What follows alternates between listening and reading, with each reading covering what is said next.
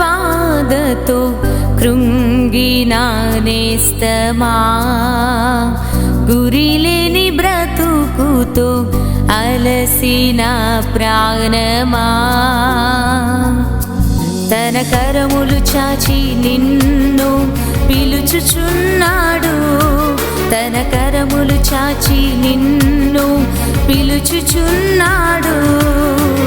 ఆదరిస్తాడు, ఆదరిస్తాడు యేసు ఆశ్చర్యకరుడు, యేసు ఆశ్చర్యకరుడు, యేసు ఆశ్చర్యకరుడు.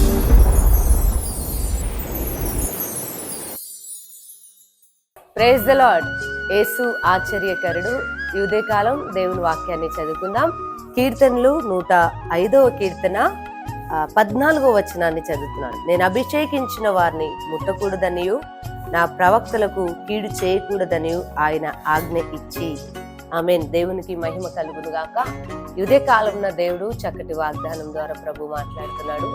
దేవుడు ఎవరినైతే అభిషేకించాడో అదే రీతిగా ఆయన ప్రవక్తలను ముట్టకూడదని దేవుడు ఆజ్ఞాపించాడంట.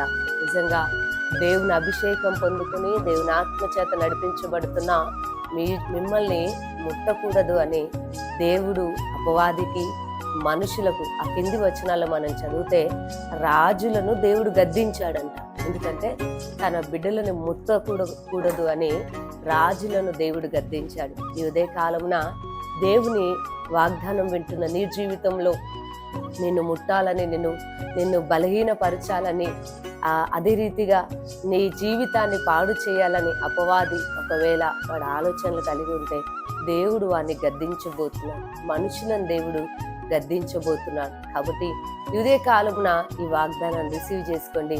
ఎందుకంటే దేవుని అభిషేకం మీరు పొందుకొని ఉన్నారు. దేవుని ప్రవక్తలుగా, దేవుని బిడ్డలుగా మనం పిలువబడుతున్నాం. కాబట్టి ప్రభువు నిన్ను ముట్టకూడదని ప్రతిదానికి దేవుడు ఆజ్ఞాపించాడు. ఏది కూడా నిన్ను ముట్టదు, ఎంత మాత్రం కూడా నీకు హాని జరగదు. ఈ వాగ్దానాన్ని రిసీవ్ చేసుకొని ప్రభునామాన్ని మహిమపరచండి. చిన్న ప్రార్థన. సర్వశక్తి గల దేవా, నీకు స్తోత్రం. ఇదే కాలంలో ఈ వాగ్దానాన్ని రిసీవ్ చేసుకుంటున్న బిడ్డల జీవితాల్లో, వారి కుటుంబాలు అద్భుతమైన కార్యాన్ని జరిగించండి. దుష్టుడు అయ్యా సాతాను మీరు గద్దిస్తున్నారు. మనుషులు అయ్యా ఎదుగు నీ బిడ్డలు ముట్టకుండా, హాని చేయకుండా ఉండడానికి అయ్యా మీరు రాజులను గద్దించారని కింది వచనాల్లో మేము చదువుతున్నాం.